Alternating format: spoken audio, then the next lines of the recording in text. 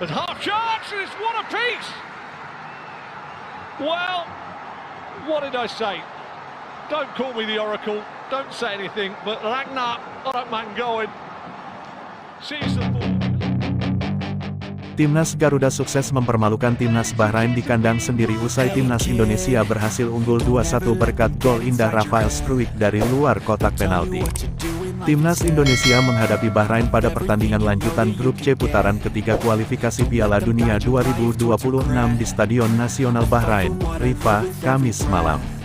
Pada menit pertama, penyerang Timnas Indonesia Malik Rizaldi harus mendapatkan perawatan usai mengalami luka di pelipis mata hingga berdarah usai benturan dengan bek sekaligus kapten Bahrain Walid Al-Hayam. Bahrain mampu unggul 1-0 pada menit ke-15 lewat tendangan bebas jarak jauh Mohamed Marhun. Tendangan Marhun dari jarak cukup jauh mampu mengarah ke mistar gawang Indonesia lalu bola jatuh ke dalam garis gawang Indonesia hingga membuat Maarten Paes mati langkah. Pada menit ke-40 Maarten Paes melakukan penyelamatan gemilang setelah berhasil menepis tembakan keras Ali Madan yang hasilkan sepak pojok. Dari tendangan pojok ini Bahrain kembali mengancam gawang Indonesia lewat sundulan Amin Benadi yang masih melenceng tipis di sisi kiri gawang Indonesia. Pada menit ke-45+2 Indonesia membuka peluang melalui sontekan Rafael Struijk. Namun sontekan Struijk yang melintas di depan gawang Bahrain tidak disambut pemain Indonesia lainnya. Namun situasi ini menghasilkan gelombang serangan Indonesia berikutnya. Berawal dari umpan lambung Ivar Jenner dari sisi kanan kemudian bola menciptakan kemelut di depan gawang Bahrain. Bola kemudian disentuh bek Indonesia Miss Hilgers dan mengalirkan umpan kepada Ragnar Oratmangoen yang menghasilkan gol untuk tim Garuda di menit ke-45+3. Skor 1-1. Pertandingan babak pertama berakhir dengan skor 1-1. Pada awal babak kedua Sintayong memasukkan Rizky Ridho menggantikan Jordi Amat dan Eliano Reijenders menggantikan Sandy Walsh. Kemudian pada menit ke-58 STY memasukkan Marcelino Ferdinand menggantikan Malik Rizaldi. Pada menit ke-60 keputusan aneh dibuat wasit Ahmed Al-Kaf saat Rafael Struijk terjatuh usai didorong bek Bahrain saat berusaha melakukan tendangan voli lalu bola mengenai wasit. Tetapi wasit tidak menilai pelanggaran melainkan hanya drop ball atau jambol. Pada menit ke-74 Timnas Indonesia berhasil berbalik unggul 2-1 lewat gol indah Rafael Struijk lewat tembakan melengkung dari luar kotak penalti yang membuat kiper Bahrain mati langkah. Dalam pertandingan ini Timnas Indonesia bermain dengan formasi 3-4-3. Di posisi penjaga gawang Timnas Indonesia memasang Maarten Paes.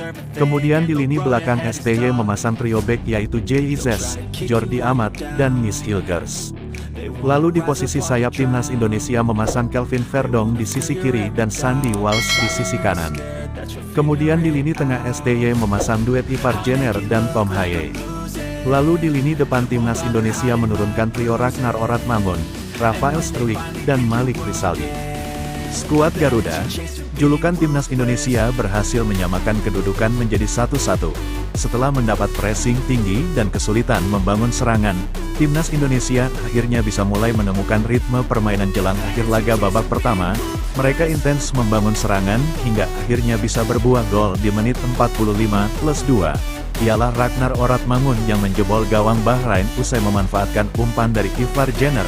Tendangannya gagal dihalau kiper Ibrahim Lutfala. Timnas Indonesia pun menyamakan kedudukan 1-1. Skor bertahan hingga akhir laga. Duel Timnas Indonesia vs Bahrain sendiri digelar di Bahrain National Stadium, Rifah, Kamis, tanggal 10 Oktober tahun 2024, pukul 23 waktu Indonesia Barat. Pertemuan kedua tim tersaji dalam matchday ketiga grup C babak ketiga kualifikasi Piala Dunia 2026 zona Asia. Tentunya, Timnas Indonesia diharapkan meraih kemenangan dalam laga, sebab pasukan Sintayong baru mengemas 2 poin saat ini sehingga bertengger di urutan kelima pada klasemen sementara grup C. Timnas Indonesia terpaut 1 poin saja dengan Bahrain yang berada 1 peringkat di atas Timnas Indonesia. Bahrain total mengemas 3 poin dari 2 laga yang sudah dilakoni. Baru 2 menit laga bergulir, Malik Rizaldi langsung tergeletak, pelipisnya berdarah usai berduel udara dengan pemain Bahrain. Pemain Persebaya Surabaya itu mendapatkan perawatan medis. Pertandingan dihentikan sejenak. Usai dilanjutkan, Bahrain yang tampil di depan pendukung sendiri berusaha mendominasi permainan. Tim berjuluk The Rails itu mengalirkan bola-bola pendek. Di sisi lain, penggawa Timnas Indonesia Indonesia bermain solid. Hal tersebut yang membuat tuan rumah kesulitan mendapat ruang tembak.